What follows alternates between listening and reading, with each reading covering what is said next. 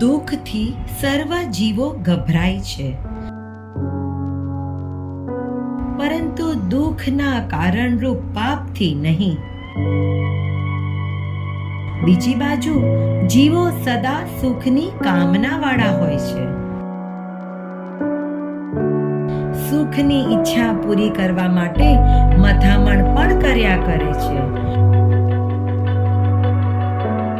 પણ સુખના કારણરૂપ ગુણમય ભાવો કરવા તૈયાર થતા નથી.